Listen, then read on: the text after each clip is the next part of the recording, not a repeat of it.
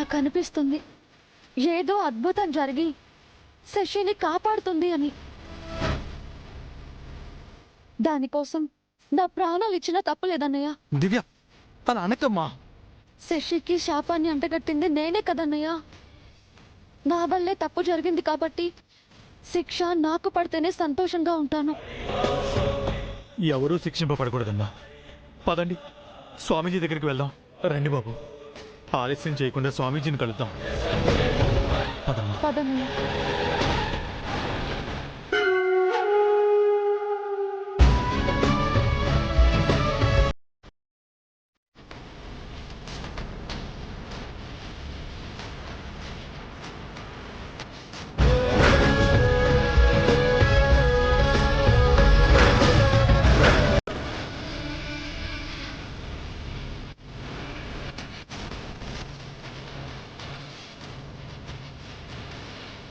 ఇందులో సమస్య గురించి రాసుందే తప్ప పరిష్కారం లేదమ్మా. పరిష్కారం కోసమే మీ దగ్గరకు వచ్చాం స్వామి. కొన్ని పరిష్కరింపబడవు తల్లి, ఎప్పటికీ అపరిష్కృతంగానే ఉంటాయి. మొదలైన ప్రతిదీ ఎక్కడో ఒక చోట ముగిసిపోవాలి కదా స్వామి. ముగింపు లేనిది ఏదీ ఉండదు కదా. నిజమేనమ్మా, శాశ్వతమైనదేది ఈ లోకంలో లేదు. కాకపోతే ధర్మం న్యాయం ఎప్పటికీ ఉన్నట్టే బాధాతప్తమైన శోకం కూడా ఈ లోకంలో ఉంది. అదే ఆరని శోకం.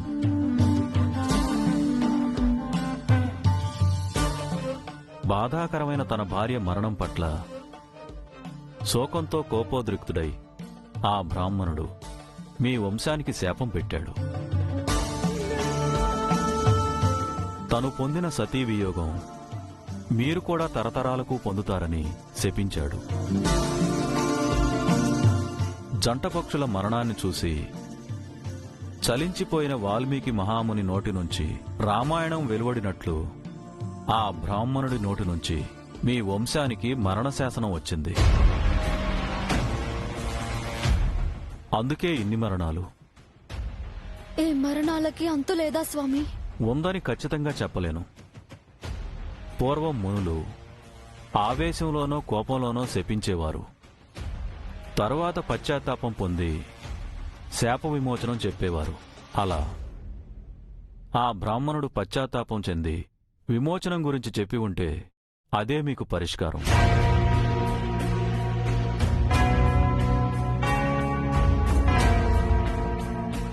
శాపం పెట్టిన తక్షణమే ఆ బ్రాహ్మణుడు కూడా ఆత్మహత్య చేసుకున్నాడు స్వామి. అతని వారసులుంటారు కదా. మొన్నటి వరకు చలమయ్య శాస్త్రి గారు ఉండేవారు స్వామి. వారు ఈ మధ్యనే కాలం చేశారు. కానీ వారికి శాప విమోచన గురించి ఏమీ తెలియదని మా నాన్నగారు చెప్పారు. మిమ్మల్ని నమ్ముకుని వచ్చాము, పరిష్కారం చెప్పండి స్వామి.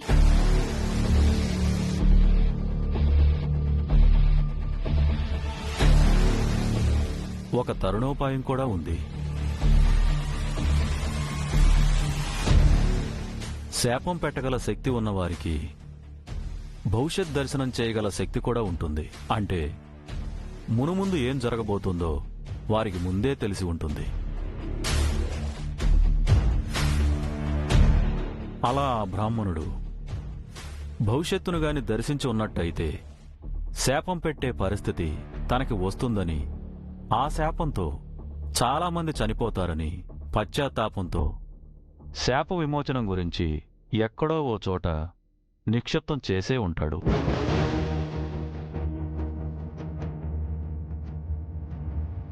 అది వారి ఇంటిలో కావచ్చు, లేదా తను పురోహితుడిగా చేసిన గుళ్ళో కావచ్చు. మీరు ఆ రహస్యాన్ని కనిపెట్టగలిగితే మీకు శాప విమోచనం కలగవచ్చు, చావులను ఆపొచ్చు. చాలా సంతోషం స్వామి, దారి చూపించారు. ఇది సరైన దారని నేను చెప్పలేనమ్మా. ఒక ప్రయత్నం అయితే చేయండి. శుభం భూయాత్.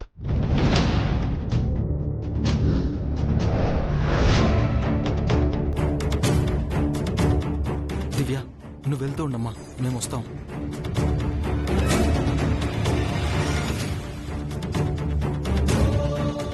స్వామి, మీకు విషయం చెప్పాలి. శాపం మా ఇంటి కోడళ్ళకి కాదు. తెలుసు నాయన, శాపం ఆ అమ్మాయికే.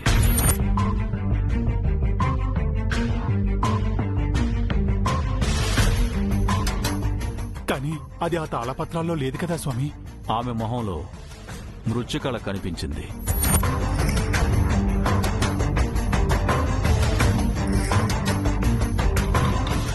స్వామి, నా చెల్లెలు. ఆ మృత్యువును జయించాలన్న ఆమె సంకల్పం గొప్పది నాయన. తను మంచి ప్రయత్నమే చేస్తోంది. ఆ ప్రయత్నానికి దైవం తోడైతే ఆమె పూర్ణాయుష్కురాలవుతుంది.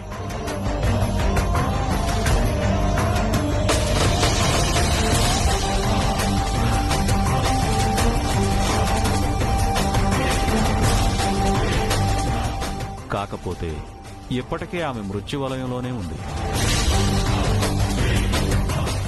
నంది ఒకవైపు, నాగరాజు మరోవైపు ఆమె ప్రాణాలు కబలించాలని చూస్తున్నాయి.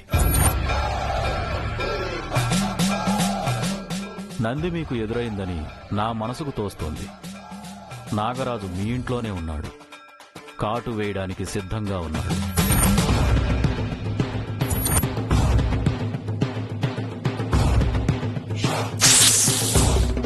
లయకారకుడైన ఆ పరమశివుడి వాహనం నంది, ఆభరణం నాగరాజు ఆమెను మృత్యువు ముంగిటకు తీసుకెళ్లనున్నాయి.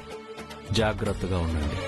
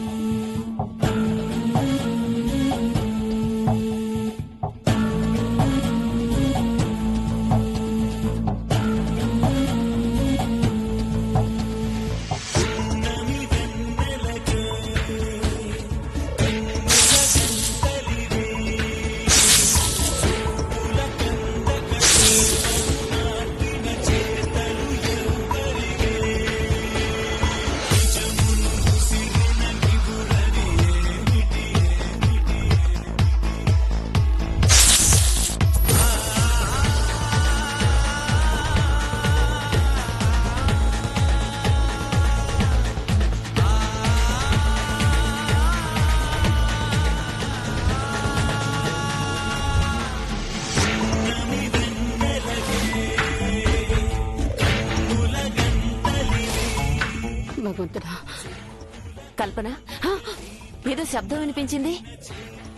అవునమ్మా, మాకు కూడా వినిపించిందే. పాము ఏమైనా వచ్చిందా కల్పన? పాము కాదు బామ్మగారు, పిల్లొచ్చింది. పిల్లెక్కడైనా బుస కొడుతుందా వదినా? అమ్మో, పాము వచ్చి ఉంటుంది. అవునా కల్పన? నాకు పాము శబ్దంలాగే వినిపించింది. లేదు బామ్మగారు, పిల్లే వచ్చింది. పిల్లెక్కడైనా పాము శబ్దం చేస్తుందా వదినా? అంటే మంగ బతుకున్నప్పుడు మనం ఇంటికి వచ్చాం కదా, అప్పుడు పాము వచ్చింది కదా. అందుకే ఈ ఇంట్లో ఏ శబ్దం వచ్చినా అది పాము శబ్దంలా మనకు అనిపిస్తుంది. అలా భ్రమపడతాం. అంతేనా కల్పన? పాము రాలేదు కదా? పదే పదే పాము ఎందుకు వస్తుంది బామ్మగారు? అయినా మనం ఎన్నో సంవత్సరాల తర్వాత ఇంటికి వచ్చాం. అప్పటి నుంచి ఇప్పటి వరకు పాము ఎలా ఉంటుంది? అప్పుడు మంగా చెయ్యి వచ్చారు, ఇప్పుడు వాళ్ళ పిల్లలు ఆపి దివ్య వచ్చారు. అలాగే ఆ పాము పిల్లలు కూడా ఏడే ఉన్నాయో. మనకి వాటికి కలిపి ఒకటే ఇల్లు కదమ్మా.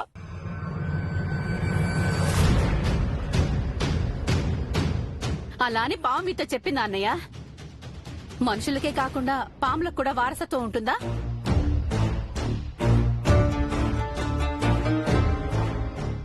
మీరెళ్ళండి బామ్మగారు, నేను కాఫీ తీసుకొస్తాను.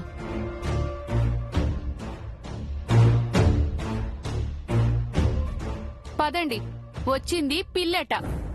ఇంకా పామనుకుని భయపడ్డాం. వదినా, వచ్చింది పామే.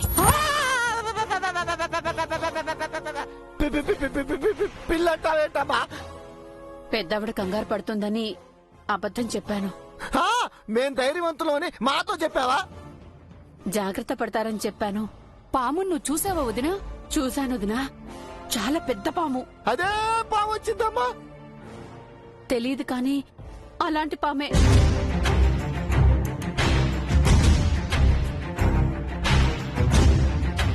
ఈ విషయం ఎవరితోనూ చెప్పకండి. అభి వచ్చాక వాడితో మాత్రమే చెప్దాం. పాము నుంచి శశిని కాపాడాలి. శశి సంగతి దేవుడు వాయమ్మో మనల్ని ఎవరు కాపాడతారే? పాము శశి కోసం రాలేదు, నా కోసం రాలేదు, దివ్య కోసం వచ్చింది. అది తెలీదు పాపం.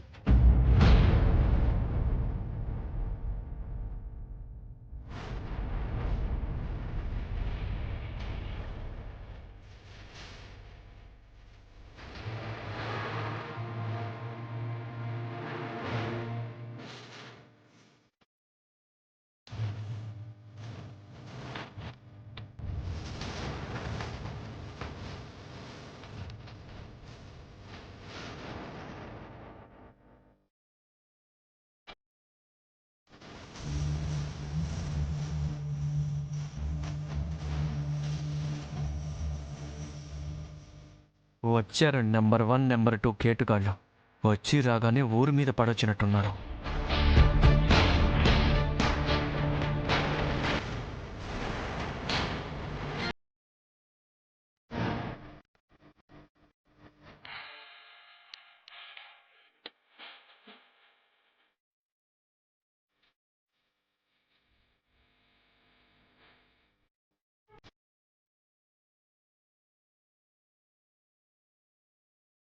అభి బాబు, దివ్యమ్మ, మీరు లోపల పదండి.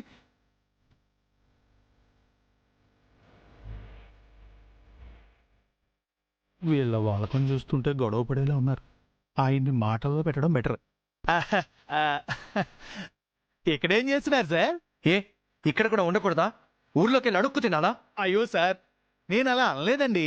దొంగది ఎక్కడికి వెళ్ళొస్తున్నారు? ఎవరిని సార్ అంటున్నారు? ఇంకెవరు? వీరప్ప నాన్న, పోలందేవి చెల్లి. ఊళ్ళో ఎవరిని మోసం చేసి వస్తున్నారు?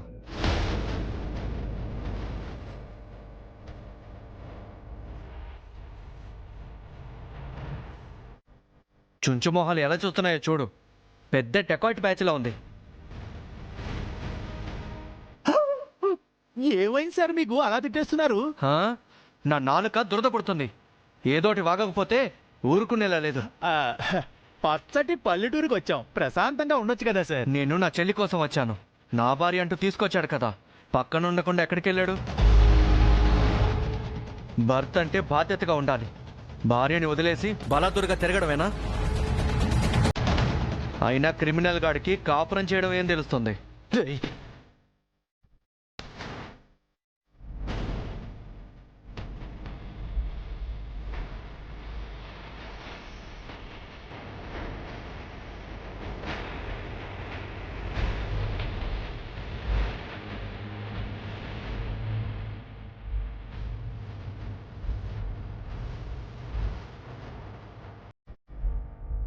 చూసావా ఎలా పారిపోతున్నాడో?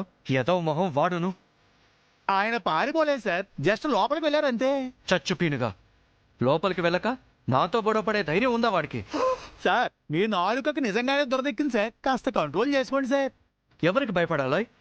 నన్ను ఎదిరించే దమ్ము ధైర్యం ఎవ్వరికీ లేవిక్కడ. అంతా వేస్ట్గాలే. అదిగో ఎలక మొహంది ఎలా చూస్తుందో చూడు. అంత అందమైన అమ్మాయి గారిని పట్టుకుని ఎలుకా పిలక అంటారేమిటి సార్ మీరు? అది అందగత్త. వామిటింగ్ వచ్చే మాటలు మాట్లాడక చారుకేసా. ఆ అందాన్ని చూసే మీరు వెంటబడ్డారు, మర్చిపోయినట్టున్నారు. అవును, అదో పెద్ద రంభా ఊర్వశి. మరి నా మతి చెడిపోయి తన వెనకాల తిరిగాను. మరి తాళెందుకు కట్టారు సార్? బుద్ధి గడ్డి తిని. ఏమండి, భార్యను పట్టించుకోవట్లేదని ఇందాక మీరు అభిభావం అన్నారు కదా, ఇప్పుడు మీరు చేస్తున్న పని ఏమిటండి? ఒక పరాయి మగాడి ముందు మీ భార్యను అవమానిస్తారా? తప్పు కదండి. నువ్వు దాని చైల్డ్హుడ్ ఫ్రెండ్వే కదా, పరాయివాడివి ఎలా అవుతావు? సార్, ఎంతైనా ఆవిడ మీ భార్య కదా సార్, మీరు అలా అనకూడదు.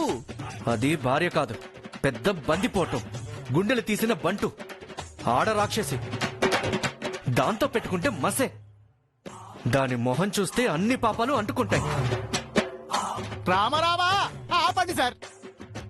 మార్నింగ్ కాస్త టిఫిన్ ఎక్కువ తిన్నట్టున్నారు. అంటే తిన్నదరక మాట్లాడుతున్నానంటావా? మహాప్రభో, ప్రయాణం చేసి అలసిపోయినట్టున్నారు, కాస్త రెస్ట్ తీసుకోవచ్చు కదా.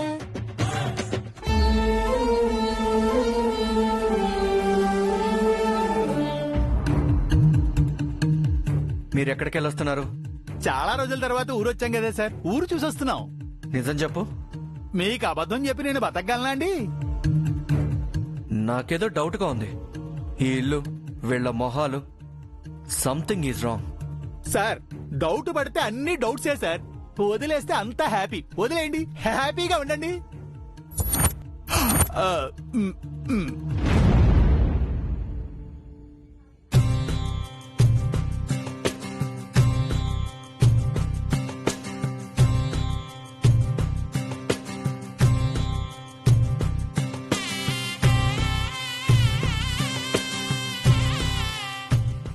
ఏంటి శశి, ఒంటరిగా ఉన్నావు?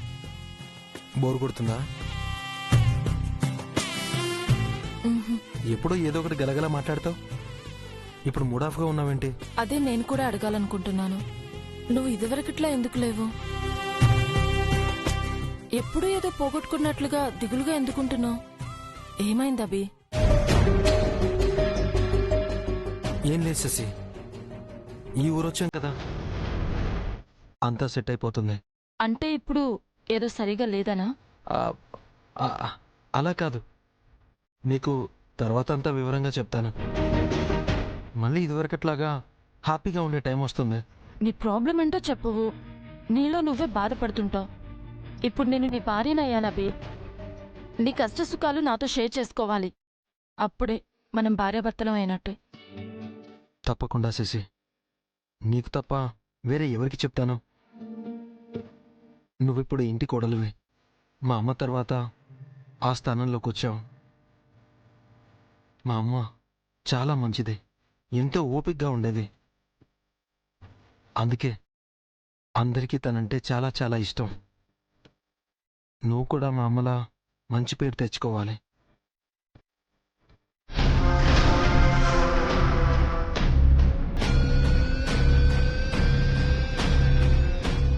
అలాగే దివ్య కూడా మా అమ్మలా ఉంటుంది. నువ్వు కూడా దివ్యలా ఉండాలి. పౌడరు, ఇదేదో మనకి పనికొచ్చే విషయంలో ఉంది.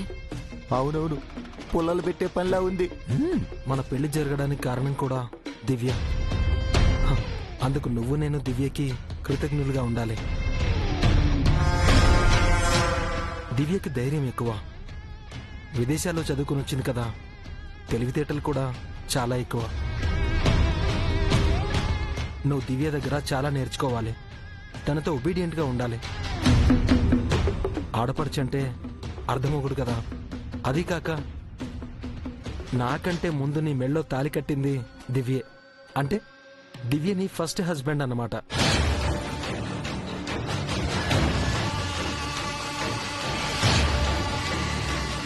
దివ్యని చూస్తే మా అమ్మ గుర్తుకొస్తుంది. అమ్మలా ఉంటుంది కదా, అందుకని. ఆ రకంగా దివ్య నీకు ఆడపడుచు మాత్రమే కాదు, అత్తగారు కూడా. అందుకని దివ్యతో నువ్వు గౌరవంగా ఉండాలి. తన మాటకి ఎదురు చెప్పకూడదు, తను ఏం చెప్పినా వినాలి. అర్థమైందా?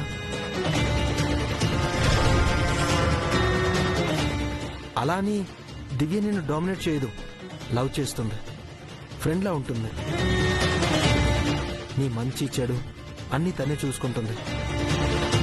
నీకేం కావాలన్నా దివ్యని అడుగు. నాతో ఎలా ఉంటావో దివ్యతో కూడా అలాగే ఉండు, సరేనా?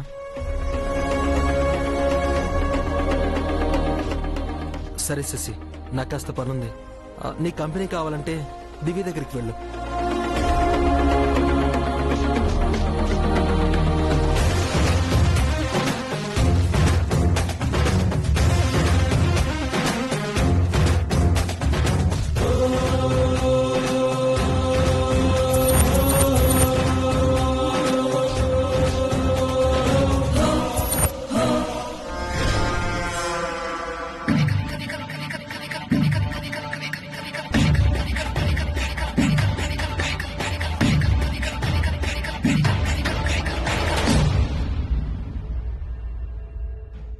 ఏంటమ్మా, ఏమంటున్నాడు మీ ఆయన? ఏం లేదు. ఏమి లేకపోవటం ఏంటమ్మా, బయట నుంచి మేమంతా విన్నాము. మాటకు ముందు దివ్య, మాట తర్వాత దివ్య, మాట్లాడితే దివ్య దివ్య దివ్య. ఏందమ్మా దివ్య గొప్పతనమా? దివ్య ధైర్యస్తురాలట, బాగా తెలివైందట. ఏ నీకు లేదా ధైర్యం? నీకు లేవా తెలివితేటలు? నువ్వు చదువుకోలేదా ఏంటి? ఇండైరెక్ట్ గా నిన్ను దివ్యకు ఊడిగం చేయమంటున్నారమ్మా. నిన్ను దివ్యకు బానిసం చేస్తున్నారు. హ్, దివ్య దగ్గర అనుకువగా ఉండటం అంటే అర్థం అదేగా. ఆ అయినా నువ్వెందుకు దివ్య మాట వినాలి? దివ్య చెప్పింది ఎందుకు చేయాలి? నువ్వు ఇంటి కోడలివి. దివ్య అధికారం ఏదైనా ఉంటే అది తన అత్తారింట్లో ఉండాలి గాని ఈ ఇంట్లో దాని పెత్తనం ఏంటమ్మా? ఇంకా దివ్య నువ్వు చెప్పింది వినాలి, నువ్వు చెప్పింది చెయ్యాలి. నువ్వు అలాగే ఉండాలమ్మా. నీ అధికారాన్ని చూపించాలి. లేదంటే ఆ దివ్య నీ నెత్తి మీదకెక్కి తక్కలాడుతుంది.